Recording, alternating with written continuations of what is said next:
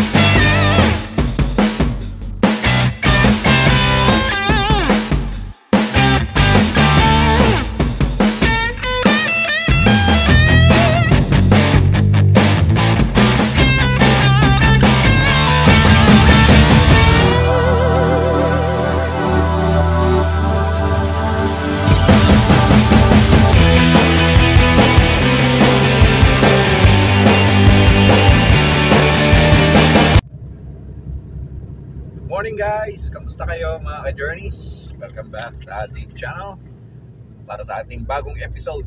Pasensya na kayo, ngayon lang uli ako nakapag-vlog dahil marami akong inasikaso mga bagay-bagay personal at tungkol dito sa trabaho din. Kailangan muna natin unahin yun. So ito, pagbabalik mga guys, dito papunta tayo ng Best Prem sa Hungary para mag-load ng 7 cars at dadalhin lang natin sa Germany. So malapit lang. So ito yung view ko ngayon. So mga ka-journeys, sa mga hindi pa po nakasubscribe, mag-subscribe na po kayo sa ating channel para lagi po kayong updated sa ating mga videos. Okay guys, ito yan ang ating way. Masikip, pero okay lang.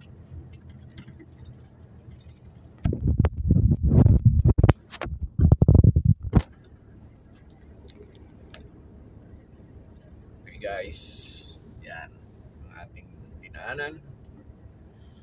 Masikip ngayon dito sa 82. Yan ang code ng highway na ito. Although hindi mo siya matawag talagang totally highway. Service road kung dyan sa Pilipinas ay ika nga. Pero dito, kita mo naman, no, bukit na bukit siya, pero swabe naman yung daan. Yan, pwede rin siyang daanan ng mga truck. Walang mga buwaya. So yan, marami ng curvings, sharp left, sharp right.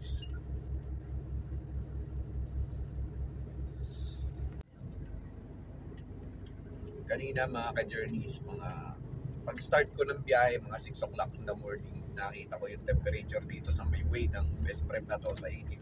Bumagsak siya sa -10. Grabe ang lamig doon. Although hindi naman nag-i-snow, talagang freezing lang dito ngayon. Siguro yung sa mga hindi pa sanay, may mga magkakaroon ka ng frostbites dito. Sa katagalan, nasanay na rin ako.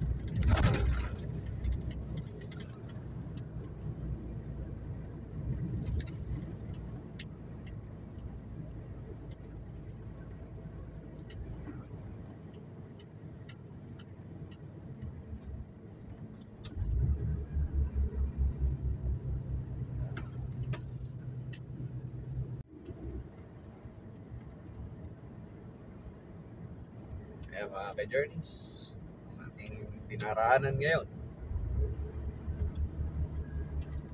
isa sa mga nakatago pang probinsya dito sa Hungary.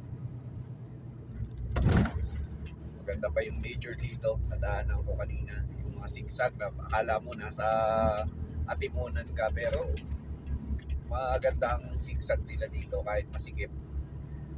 Maluwag ang ano naman niya, hindi naman ganong karami yung volume ng mga sasakyan na dumadaan.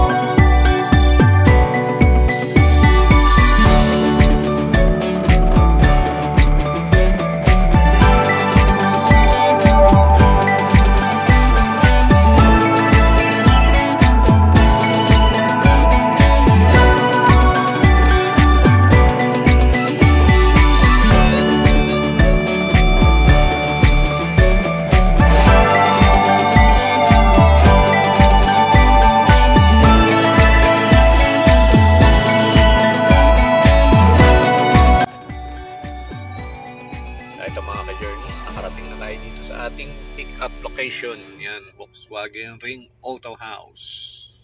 Yan. Magbubukas sila maya-mayang 8 a.m. So, mag-aantay lang tayo ng kaunti. Ayan, 7:40. So, ayan. So, ito guys, magkakarga muna ako ng 3. Ayan yung 2. At nandun naman yung isa, nakatutok na. So, ihahanda ko na itong setting ng truck para makapag-load na ako. Kailangan pang mag-antay dun sa natitirang 4. So, inaayos pa nila yung dokumento. So, dyan muna kayo mga ka-journeys. Start na ako ng aking loading. Okay guys, nakapag-load na ako ng 4. At ito yung pan-5. Hininto ko muna dahil antayin natin yung advice mula sa office kung tuloy yung 7 cars or hanggang 6 cars lang para makapag-set ako ng mas maganda-gandang settings niyan. Dahil ang dadaanan ko dito sa may road na papunta ng Gior ay medyo mababa ang mga sanga. Kaya kailangan pulido o nakasetting siya ng mababa. Okay guys, unloaded 6 cars. Ready na. Alis tayo dito sa Veszprém. Punta na tayo ng Germany. Okay. Okay mga ka-journeys, sinamahan ko na rin ng konting pamimili ng additional supplies. So ito. Ayun yung truck. At ito lang sa likod ko yung penny. So along the road lang. Para hindi tayo makulangan ng konsumo. So mga ka-journeys, hanggang dito na lang po muna ang ating episode for this vlog. Magkita-kita po tayong muli sa susunod na episode. Paalam po! Bye! Peace out!